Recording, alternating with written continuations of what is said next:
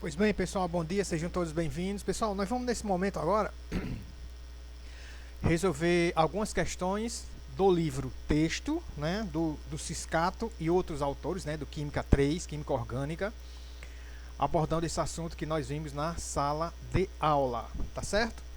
Então nós vamos resolver esses exercícios do livro texto, depois nós vamos resolver os exercícios propostos, né, que eu fiz uma relação de questões pegando de outros autores, tá certo? Ok? Então vamos lá. Deixa eu mudar aqui para caneta, que eu acho que vai ter que cor azul ou preta. Vamos lá. O tricosano, o pentacosano e o heptacosano, tá? São substâncias presentes na cera que recobre a folha de um tipo de orquídea e no feromônio sexual de algumas abelhas. Ok, por enquanto eu só tenho uma ideia. Penta, 5, né? Carbono, né? Hepta, 7 carbono. Dá pra gente ter uma ideia, né?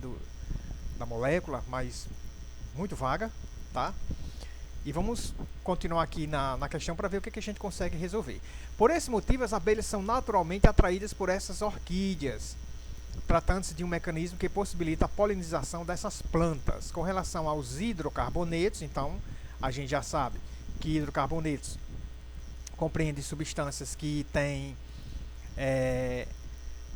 apenas, né, carbono e hidrogênio. Então, com relação aos hidrocarbonetos citados, tricosano, o pentacosano e o heptacosano, com relação a substâncias, responda a que classe pertencem essas substâncias. A que classe pertence, tá? A gente tem que entender o seguinte, ó, os hidrocarbonetos, eles são divididos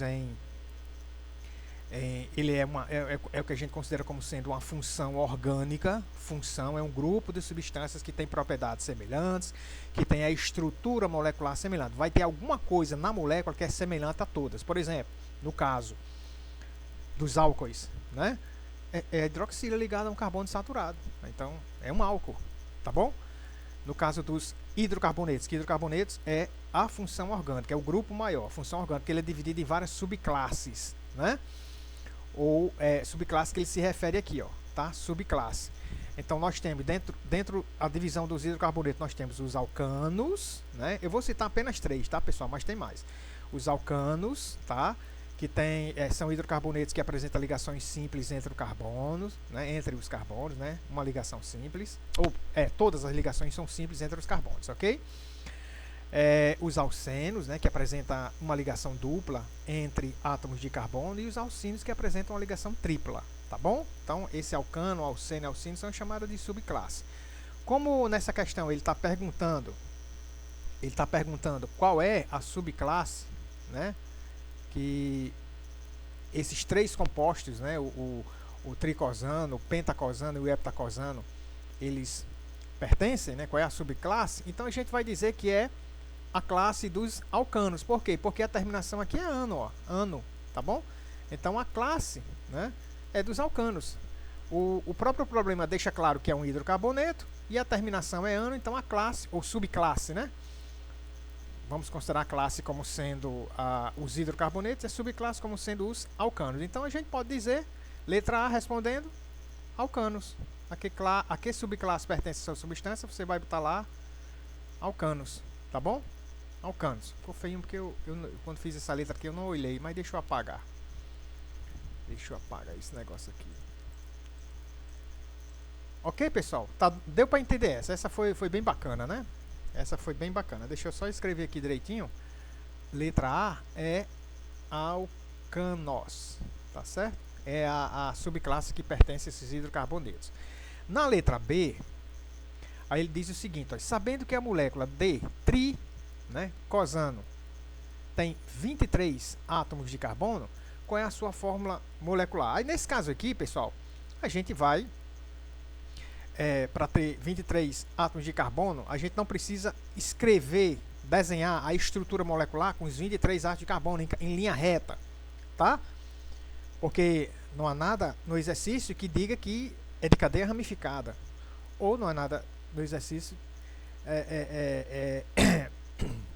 pedindo para você fazer, né, a estrutura molecular, a representação da fórmula estrutural plana, não precisa.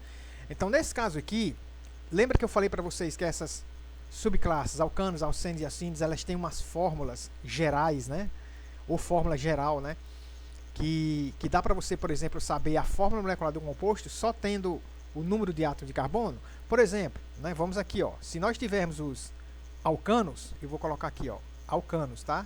Preste atenção, alcano. A fórmula geral é essa, ó, CnH2n mais 2. Esse Cn2n mais 2 é índice, é um número pequenininho aqui embaixo, tá, pessoal? A gente chama de índice. É tipo, por exemplo, fórmula da água, né? H2, né? Aí, ó, esse 2 é um índice, ele não é do tamanho da letra, tá? A representação correta, ok? Então, o alcano tem essa representação, né? Essa fórmula geral. Então, se eu tenho um número de átomos de carbono, que aqui é N, né? Eu posso saber qual é a fórmula molecular, que é o que o problema está dizendo. Ele disse o nome, né?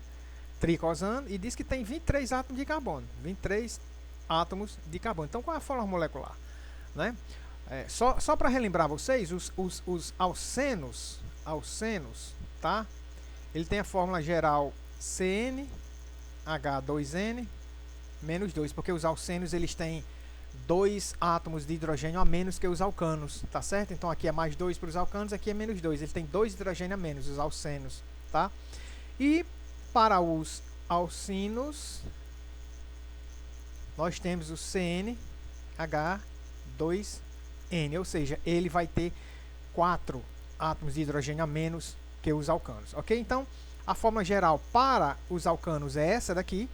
Então, você resolve com uma memorização bem simples dessas fórmulas aqui. Ajuda, tá?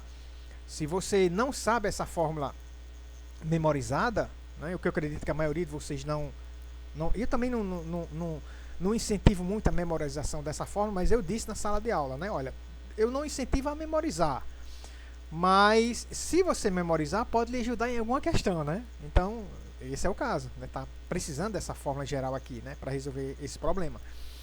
Se você não sabe memorizado, então você teria que escrever a fórmula estrutural plana, né? Ou seja, colocar, por exemplo, os 23 átomos de carbono ligados entre si, ó. 2, 3, 4, 5, 6, aí por aí vai, né?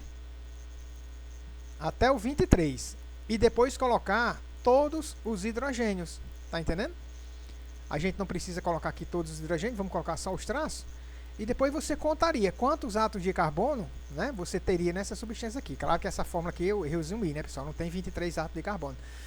Só tem 8, né? Porque eu resumi. Esses 3 pontinhos indicam que tem mais átomos de carbono aqui. Aí depois você contaria os 23 átomos de carbono, já está lá, C23. E o H, quantos H tem? Aí você contaria. Se você não tem, né, memorizado essa fórmula geral dos alcanos, tá bom? Então, para me responder a questão agora, eu vou responder agora, eu boto aqui, ó, C23H 2 vezes 23, lembrando que esses números aqui são números no formato de índice, eles são pequenininhos, tá? Mais 2. Então, vai ser C23H, 2 vezes 23 vai dar 46 mais 2, então a fórmula molecular para o tricosano é C23H 48, ok? Essa é a fórmula molecular para esse composto aí, tudo bem? Então você tem aí essa questão de número 1 resolvida, tá? Beleza, né? Vamos passar para a próxima então? Analisa a informação a seguir, vamos lá. Só lembrando, né, pessoal? Ó, eu gosto sempre de lembrar vocês, ó. Eu, ao estudar essas questões, qual o conselho que eu dou para vocês? Gente, copie a questão e copie a resolução. Você copiando a questão, não é que você vai memorizar a questão. Não, nem eu memorizo essa questão.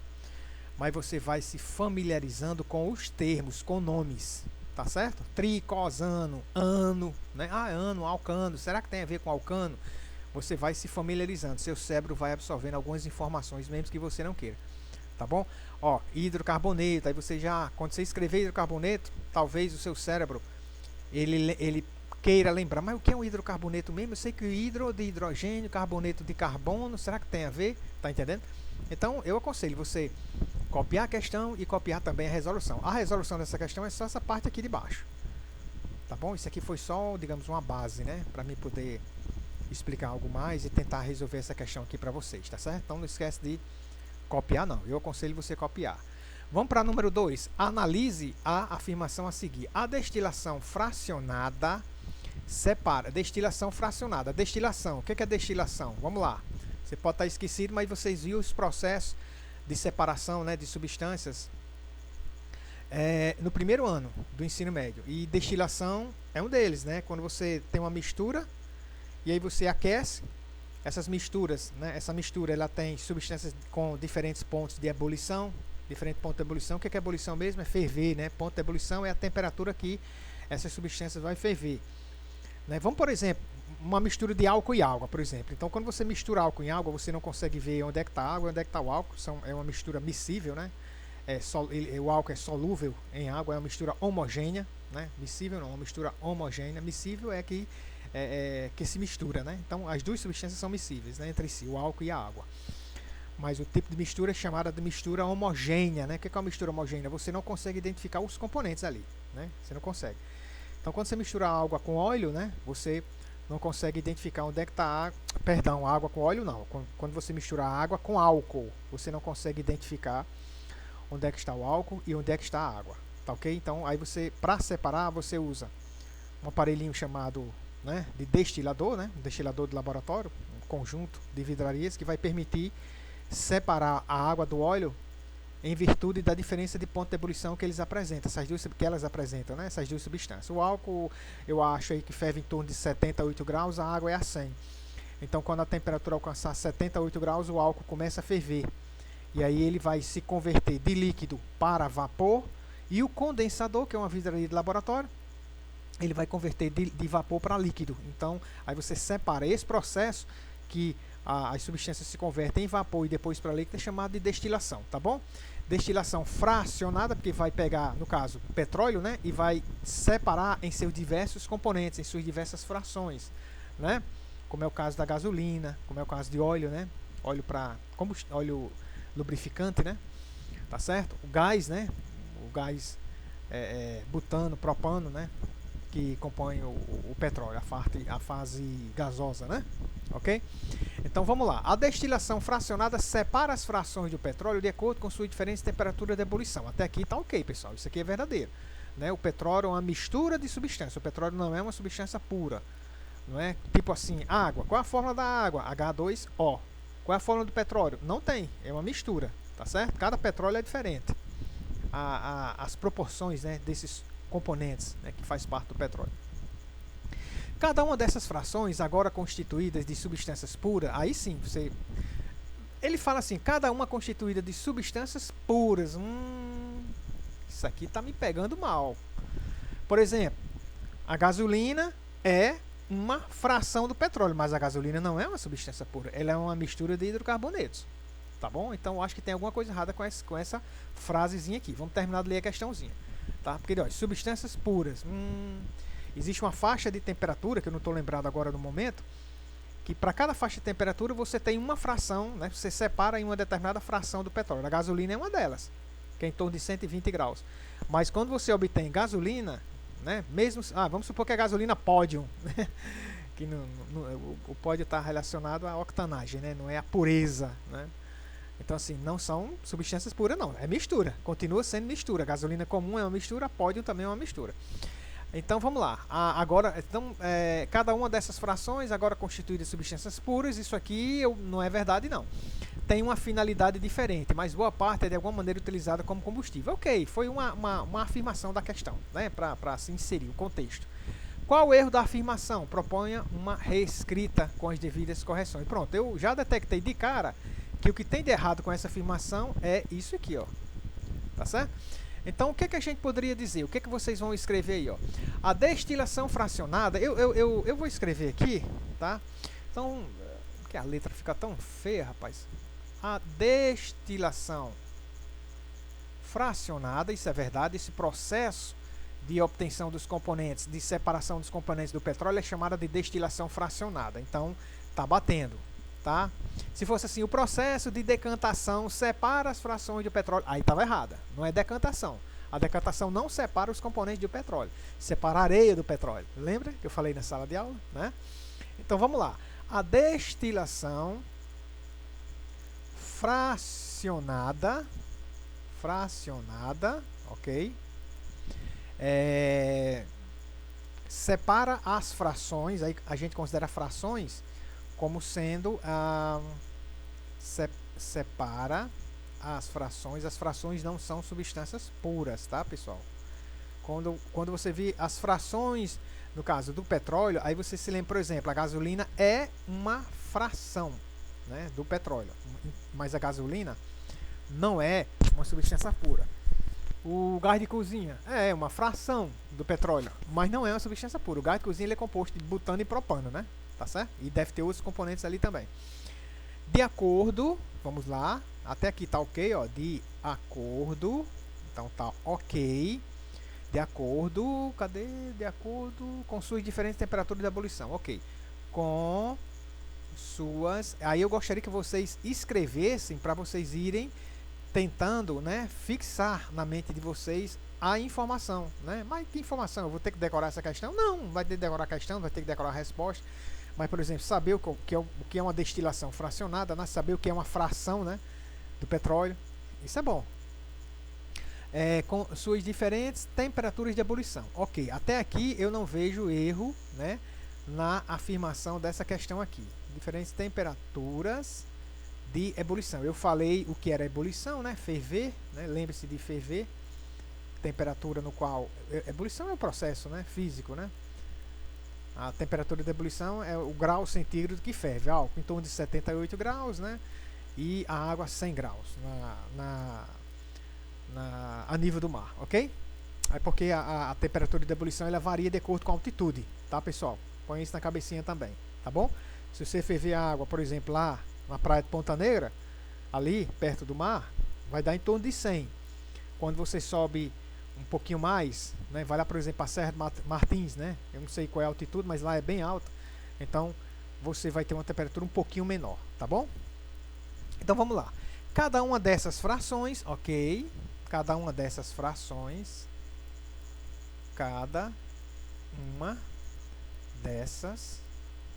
eu acho que esse vídeo vai ficar só com essas duas questões mesmo, frações, né?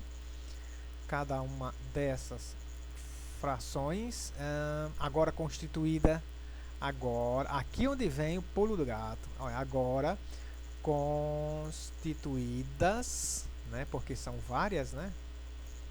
Constituídas de, aí pessoal, tem substâncias puras, né? Constituída de misturas de substância. Eu não vou colocar substância pura. Constituída de, vou botar em maiúsculo aqui, ó, misturas de substâncias. Não é uma substância pura, tá bom? O erro tá só aqui, pessoal, tá bom? O erro tá só aqui. Mistura de substâncias tem uma o quê? Finalidade. Aí eu vou parar aqui. Eu vou parar aqui que eu não vou escrever a resposta toda. Uma finalidade diferente, tá? Eu vou parar aqui. Diferente, vírgula. Aí tem o complemento que eu quero que vocês coloquem. Que complemento? Diferente, vírgula. Mas boa parte é de alguma maneira utilizada como combustível. Isso é verdade, pronto. Tá bom? Então o erro estava só aqui, ó. Tá? Substância pura. E aí a gente corrigiu. Tranquilo? Perfeito. Vamos continuar. Dá pra gente continuar ainda que não chegou ainda nos 30, 45 minutos não. Vamos continuar. Então, tá entendida essa questão aqui, né? Escreve a questão e escreve a resposta todinha, lembrando. Parei em diferente. Parei aqui, ó. Tá? Parei aqui. Então, você vai ter que copiar até aqui, porque esse finalzinho aqui tá correto. Ok? Vamos para a próxima? É correto afirmar que uma gasolina de octanagem 90 é composta de 90% de 2,2,4 trimetilpentano e 10% de heptano? Justifique sua resposta. Primeiro eu vou lhe dizendo que não é. Aí eu tenho que tentar é, a gente tem que tentar entender. Já estou dizendo não, né? Então não é correto. Aí ele pede para justificar. Ok? A gente vai tentar justificar aqui. Tá? Pessoal, existe nessa área da engenharia química do petróleo um termo, né, da gasolina que é chamado de octanagem. Não é? Eu não sei se vocês já ouviram falar, mas octanagem vem de octano. Né? Se você prestar bem atenção no nome desse composto, ele é um octano. Ó. Ele é um octano. Na verdade, ele é um representante da gasolina. Tá entendendo? Ele é um representante da gasolina. Eu sei que a gasolina é uma mistura. Eu já falei isso na questão 2. Mas ele é um... Por que isso aqui é um octano? Porque você tem pentano, né? Que é 5, pent. E você tem 2,2,4 trimetil. Então você tem 3 radicais metil aqui. Então 5 carbono com mais 3 CH3, ou seja, com mais 3 carbono dá 8. Oct. Né? Então esse aqui é um octano. Então existe um termo nessa área, né, da engenharia de petróleo, de gasolina, né, chamada de octanagem. E nós vamos assistir um vídeo que você vai entender melhor, né, essa octanagem. Então, o que é essa octanagem? Não é? Quando a gasolina ela tem baixa octanagem, né, dentro do motor tem os cilindros, tá? Onde a gasolina é queimada, tá? Aí os cilindros, dentro desses cilindros, a biela sobe e desce. Então, esse sobe e desce é dividido em 4 fases, né? Admissão, né? Quer dizer, a admissão da gasolina, né? E uma outra fase é a queima, né? Então, nessa fase aqui de queima, né? Quando o pistão está subindo, você vai entender melhor quando assistir o vídeo na sala de aula. Quando o pistão está subindo, né? Vai haver uma compressão dos gases ali, tá? Então, quando a gasolina tem um teor de octanagem, ou seja, quando ela tem uma octanagem boa quando a gasolina é composta por octanos. É nessa compressão, quando há essa compressão, é nesse momento, quando está bem comprimido, o pistão está lá em cima, é que a vela solta uma faísca para poder queimar o combustível que está ali dentro, explodir, causa uma explosão, empurra o pistão para baixo e o carro se movimenta. Isso ocorre milhares de vezes por minuto, tá? Então veja bem, quando você tem uma gasolina com octanagem boa, né, significa dizer que é uma gasolina boa, né? Quando a octanagem é baixa, aí a gasolina é ruim, né? Então nesse caso aqui, né, eu estou dizendo o seguinte, olha só o que é que a afirmação está dizendo. Essa octanagem, tá? Então veja bem, quando a gente diz que uma gasolina tem uma octanagem de 90%, tá? Uma octanagem de 90%, não significa que ela seja composta, né, por uma mistura de 90%, como está dizendo aqui, ó, 90%. Desse composto aqui, desse octano, que é um representante da gasolina, 2,2,4 trimetilpentano, e 10% de heptano. Uma gasolina ruim, com octanagem baixa, ela tem, digamos, um percentual, né, mais elevado de heptano, tá? Digamos assim. Quando a gasolina é boa, ela tem um percentual mais elevado de trimetilpentano, 2,2,4 trimetilpentano. Mas esse índice de octanagem, né, que chama de octanagem, se ele for de 90%, não quer dizer que a gasolina é composta de 90% dessa substância e 10% de heptano. Não, porque eu já falei para você, a gasolina é uma mistura, né? Mas mesmo você dizendo, mas só aqui não seria uma mistura também? Então, seria, claro, seria uma mistura também, né? Seria o trimetilpentano aqui, mais o heptano, é uma mistura, tudo bem. Mas é o desempenho dessa gasolina com relação a proporcionar uma queima do combustível na fase de queima, né, dentro do motor, lá no cilindro.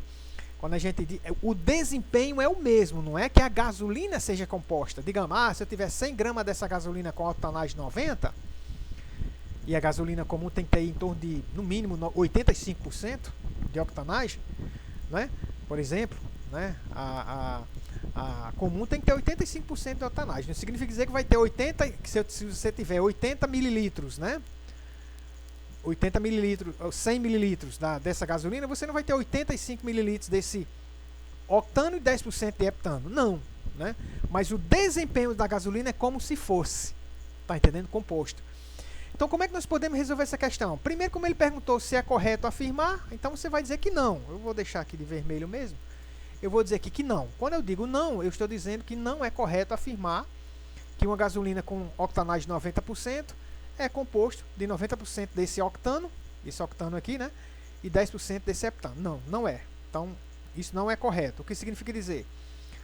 O desempenho, aí eu estou justificando agora, o desempenho, tá? Do combustível com octanagem 90. O desempenho é o mesmo, tá?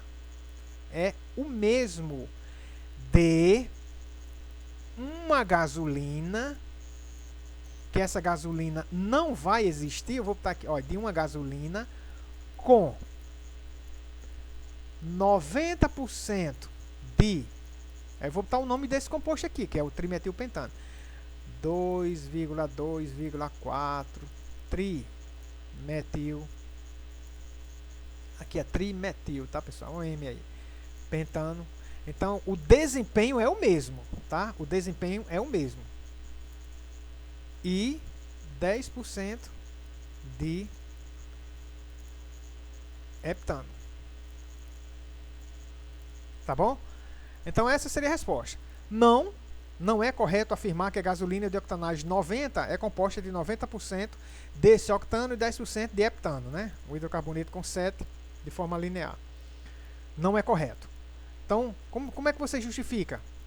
O desempenho é o mesmo.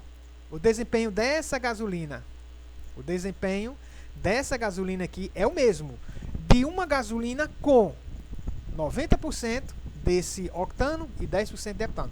Agora, quando eu digo que o desempenho é o mesmo, eu estou dizendo que essa gasolina existe, né? Porque não tem gasolina com 90% de trimetilpentano e 10% de heptano, tá?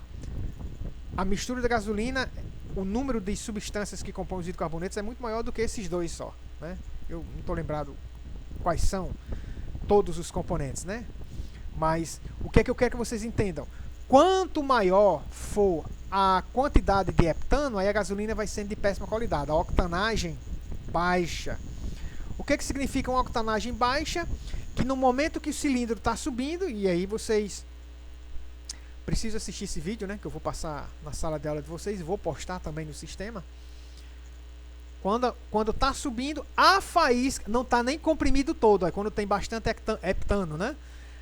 Quando o cilindro, o pistão, né, está subindo dentro do cilindro, não tem uma compressão adequada, prensar o gás está ali dentro para poder a vela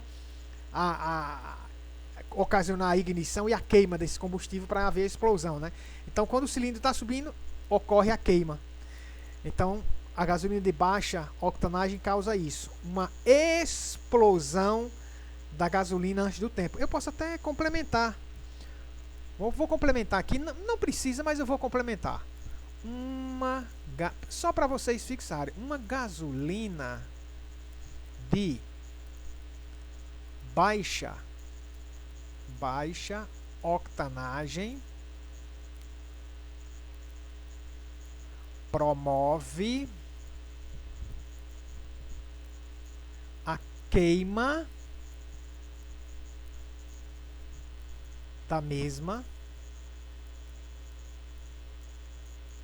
no cilindro, tá? O cilindro do motor, onde tem um pistão lá, né, que sobe e desce, antes do tempo. O que é esse antes do tempo? É antes de haver uma compressão completa, uma compressão forte, né, antes do tempo.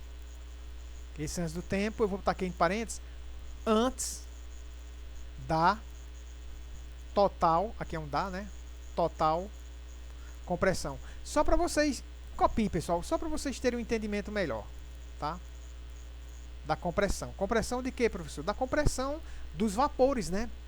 Que estão lá dentro do cilindro. Aí o cilindro, no momento que ele está subindo, né, que é a fase de compressão, tem que haver uma faísca da vela. Aí a vela solta uma faísca, explode, aí esses gases se expandem, né, e empurram o cilindro para baixo, e aí começa o movimento, tá bom?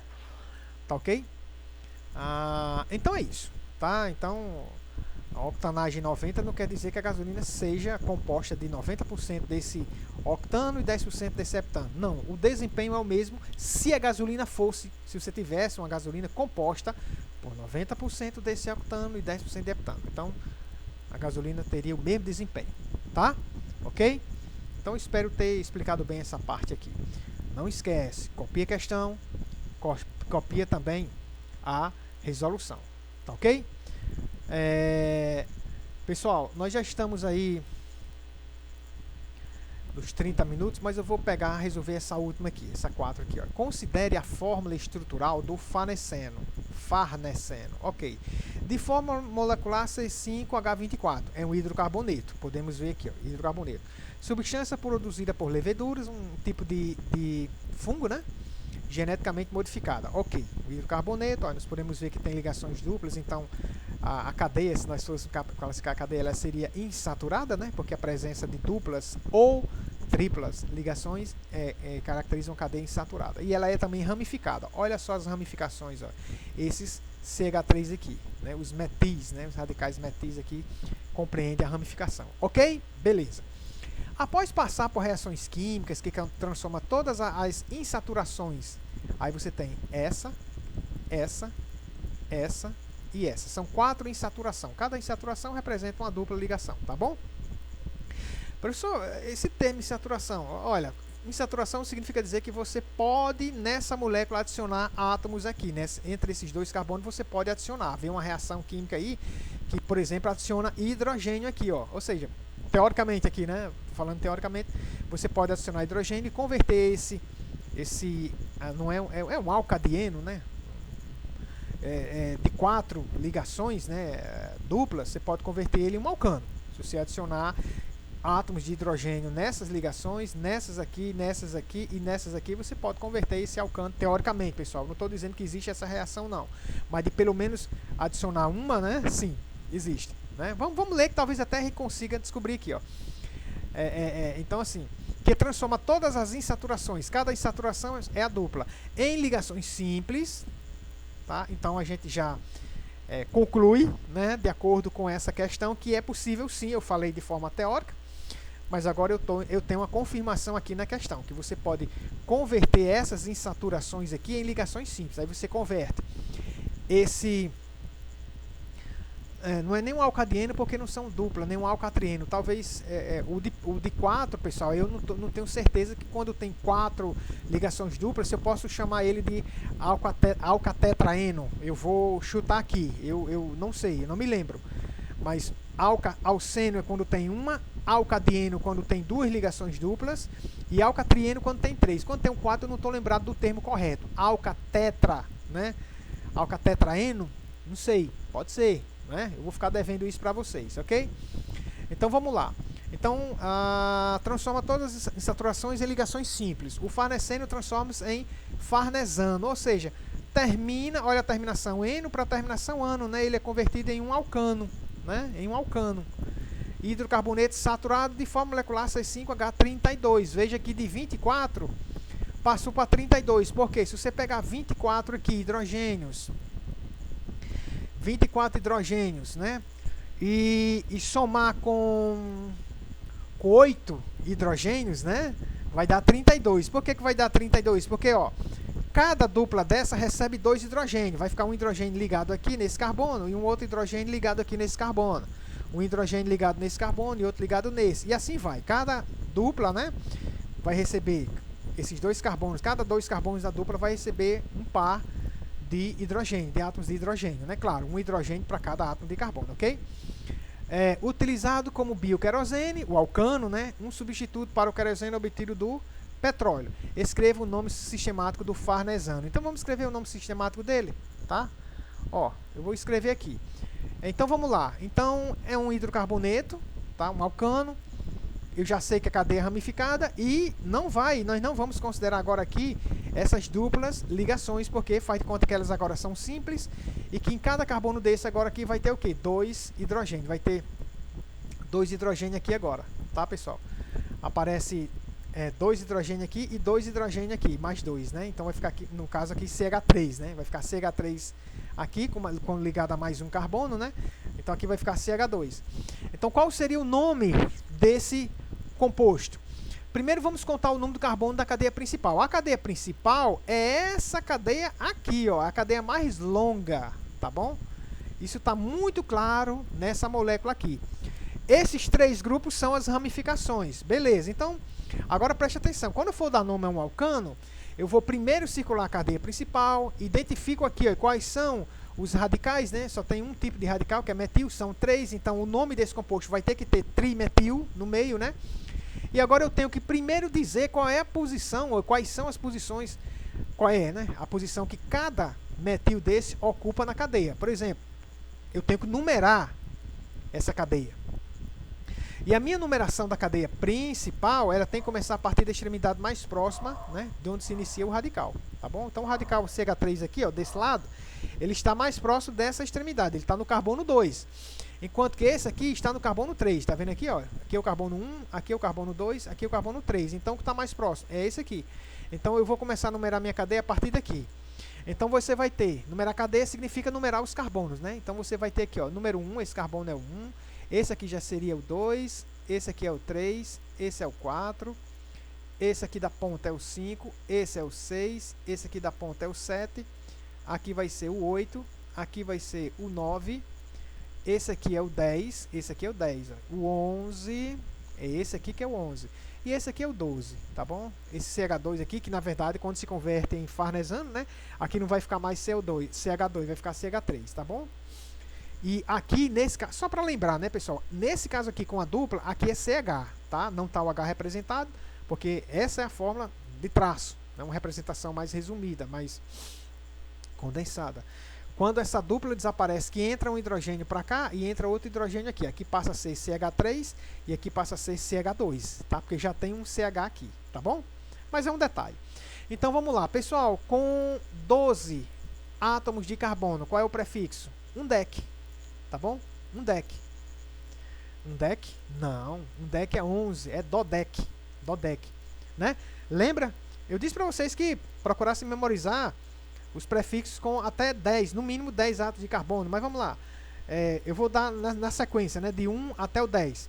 Met, et, prop, but, pent, 5. Tá? Ex, 6. Ept, 7. Oct, 8. Non, 9. E dec, 10. Um dec significa 11 e dodec significa 12. Então, qual seria o nome desse composto? Seria, olha aqui, ó.